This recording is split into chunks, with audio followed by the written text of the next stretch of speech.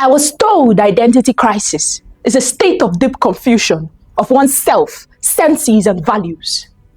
We know say 60 years no be beans, but this independence, when I look at what it has done to I and my siblings, indeed I am convinced that this identity crisis is worse than a disease.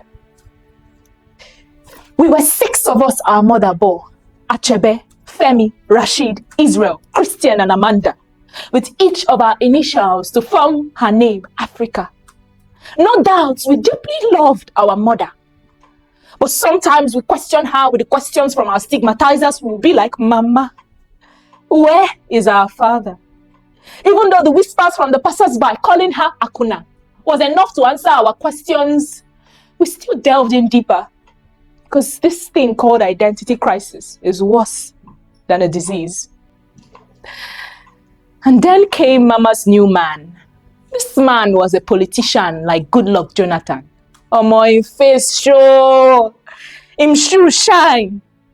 Handsome, tall, very dark man who thought that Mama's front side was the central bank to finance his dreams and her backside the slingshot to catapult him to independence.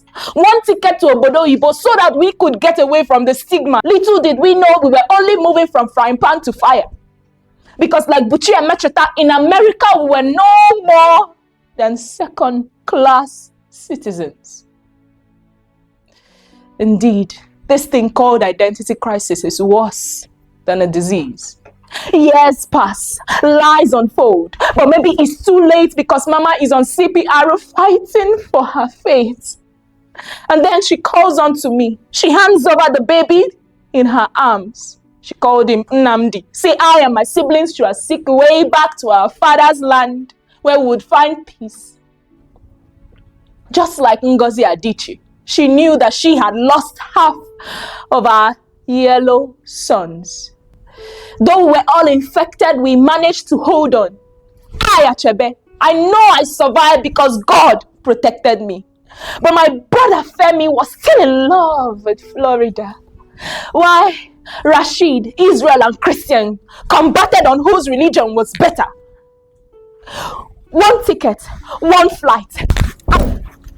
At the airport, our little sister let her afro flow free to her feet. From that wig that just never fit, she turned to us and said, from today, call me Chimamanda. Because not only did our God not fall, he also preserved us in our father's land. By embracing unity, peace, and agriculture, we have become fruitful.